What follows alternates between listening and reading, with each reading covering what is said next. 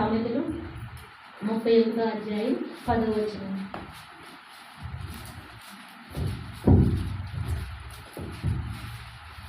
గుణవతి అయిన భార్య దొరుకుట అరుదు, గుణవతి అయిన భార్య దొరుకుట అరుదు, అటిది ముత్యము కంటే అమూల్యమైనది.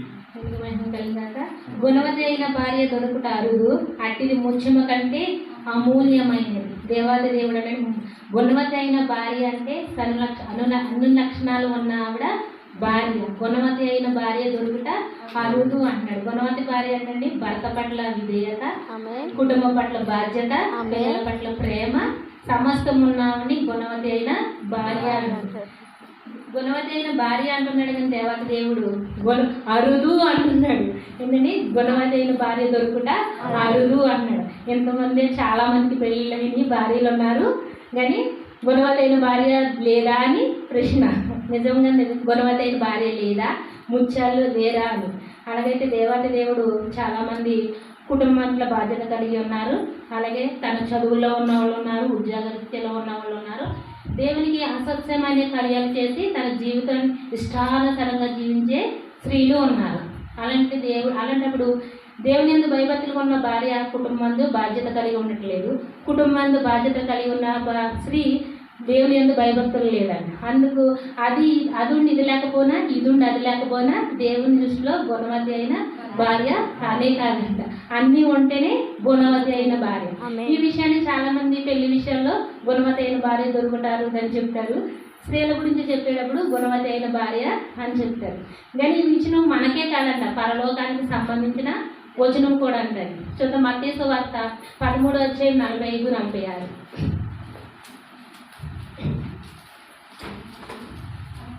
మరియు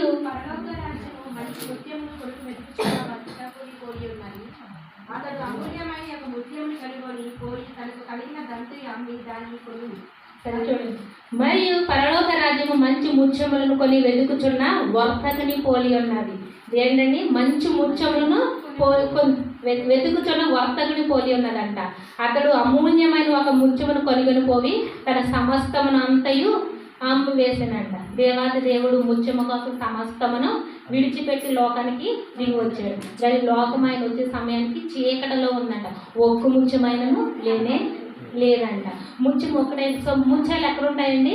ముత్యాలు సముద్రంలో ఉంటాయి. సముద్రంలో ఒక్క ముత్యమైన లేదు. లోకాన్ని దేవుడు ముత్యంతో పోల్చాడు. సముద్రానికి లోకానికి వేరయ్యి ఉప్పై ఉండండి అని. ముత్యం ఒకటైనా లేదంట. కానీ ఆయన సమస్తమును విడిచిపెట్టేసి ముత్యం కోసం వెతుకుతూ వచ్చినప్పుడు ఒక్క ముత్యమైనను లేదంట. ఏంటంటే తన పిలిపి పత్రికలో ఉంటుంది, రిక్తుని తనను తాను తగ్గించి రిక్తునిగా వచ్చాడంట. ఏంటండి? తన సమస్తాన్ని విడిచిపెట్టేసి అన్ని వేసి రిక్తునిగా వచ్చాడంట. రిక్తుని వచ్చిన దేవత దేవుడికి ఒక్క ముత్యమైన లేదంట. ఎంత రిక్తునిగా అంటే తాను సిలువపై అని రక్తాన్ని కార్చి అంతగా రిక్తుడాయను. ఆయన కార్చిన రక్తము సముద్రంలో పడి ముత్యము తయారైందంట. ఆయన కార్చిన రక్తమే ముత్యం అంట. అంటే దేవాది దేవుడు కార్చిన రక్తమే ముత్యం అంట. ఎలాంటి ముత్యం అంటే చూడండి అంటాడు పరమగీతములు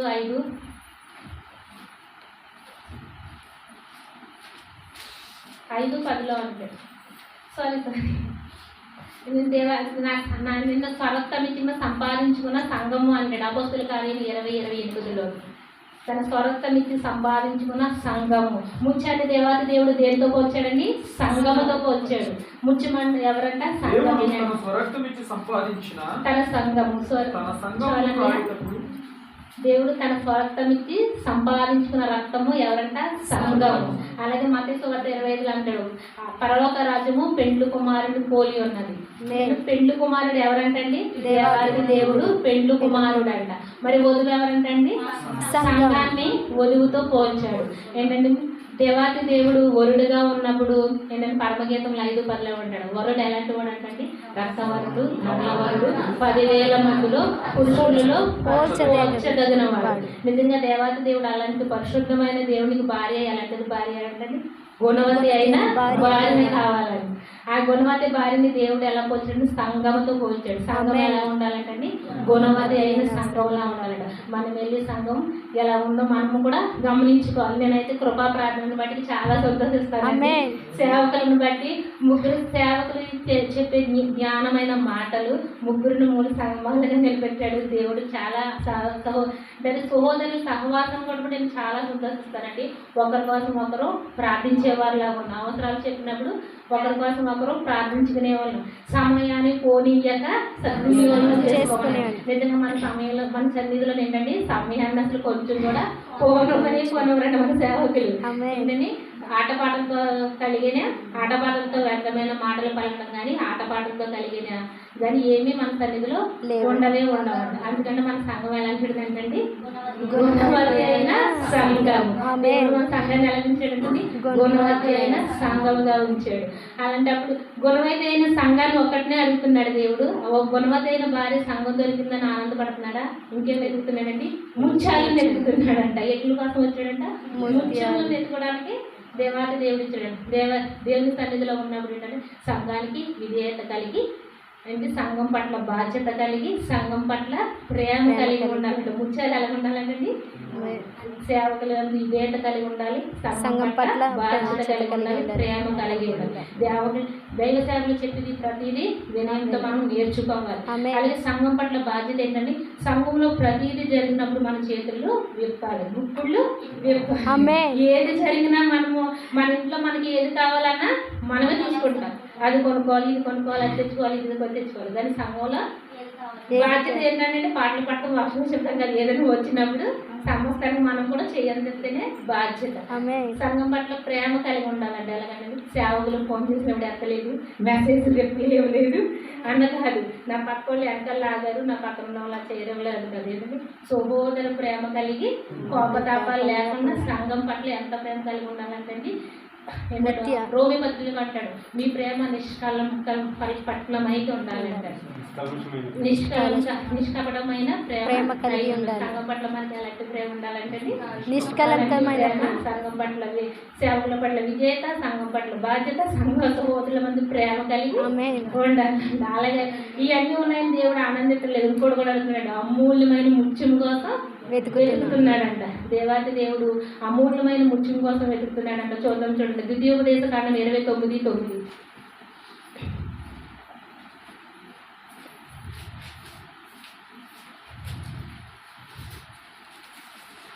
కాబట్టి మీరు ద్వితీయోపదేశ కాండం 29:9. కాబట్టి మీరు చేయనిదంతా చక్కగా జరిగినట్లు ద్వితీయోపదేశ కాండం 29:29. రహస్యములు మన దేవుడైన యెహోవాకు చెందును.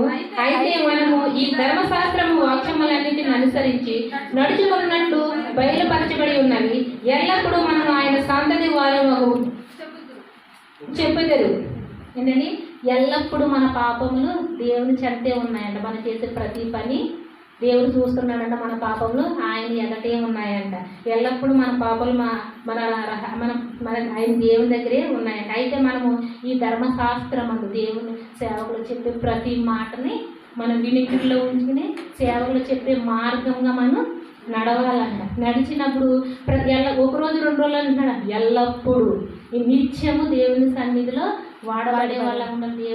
దేవుని సేవకులు చెప్పే మాటలు మనం గ్రహించడంలో ఉండాలి. అంటే మన పాపములు ఎల్లప్పుడూ ఆయన దగ్గర ఒప్పుకునే వాళ్ళలా ఉండాలి. ఒప్పుకుని మళ్ళీ చేయడం కాదండి. ఎలాగా ఒప్పుకుని తన్ని విడిచిపెట్టి దేవుని సేవకులు చెప్పే వాక్యాన్ని బట్టి మనము నడవాలంట. అలా నడిచినప్పుడు ఆయన వాక్యములన్నిటినీ అనుసరించి దైవ సేవకులు చెప్పి ప్రతిదీ మనం అనుసరించి నడుచుకున్నప్పుడు మనమంట దేవుడి దగ్గర మన పాపాలు కూడా అంటే అవి ఎల్లప్పుడూ ఆయన ఎందు మనము విన్నప్పుడు అంటే అవి మన ఇంటికి వెళ్ళి మన పిల్లలకి చెప్పుకుంటాం. మళ్ళీ మన ఫ్యామిలీకి చెప్పుకుంటాం. అలాగే ఎల్లప్పుడూ ఆయన మాటలు చెప్పుకున్నాడు. మనతో పాటు మన పిల్లలు మన తరము కూడా దేవుని యందు భయభక్తులతో ఎదుగుతారంట.